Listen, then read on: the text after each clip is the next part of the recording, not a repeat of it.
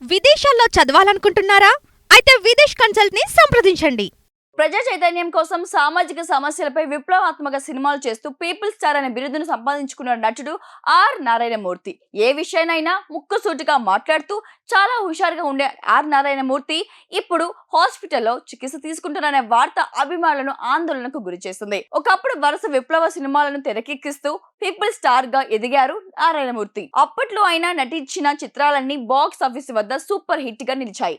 కేవలం సినిమాలు నటించడమే కాదు కదా, దర్శకత్వం, సంగీతం, గానం ఇలా 24 శాఖల్లో పనిచేస్తూ టాలీవుడ్ లో తనకంటూ ఓ ప్రత్యేక గుర్తింపు సంపాదించుకున్నారు.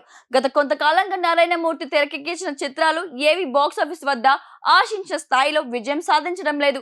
ప్రముఖ నటుడు దర్శకుడు ఆర్ నారాయణమూర్తి హాస్పిటల్లో చేరారు. కొంతకాలంగా ఆయన అనారోగ్య సమస్యలతో బాధపడుతున్నట్లు, ఆయన ఆరోగ్యం స్వల్పంగా దెబ్బతినడంతో బుధవారం ఉదయం హైదరాబాద్ లో నిమ్స్ హాస్పిటల్లో చేరినట్లు ఆయన సన్నిహితులు తెలిపారు. ప్రస్తుతం ఆయన ఆరోగ్య పరిస్థితిని నిలకడగా ఉన్నట్లు తెలుస్తోంది.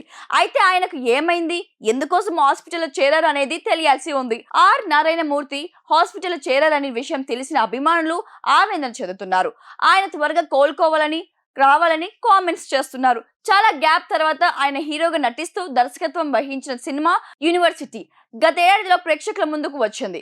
అయితే ఆ చిత్రం కూడా విజయం సాధించలేదు. ప్రస్తుతం ఆయన ఉప్పు సత్యాగ్రహం అనే సినిమాను తెరకెక్కించేందుకు ఉండడంతో ఆరోగ్యం దెబ్బతిన్నట్లు తెలుస్తోంది. కాగా ఎన్నో సూపర్ హిట్ సినిమాలు నటించిన నారాయణమూర్తి పలు చిత్రాలకు దర్శకుడిగా, నిర్మాతగా కూడా వ్యవహరించారు.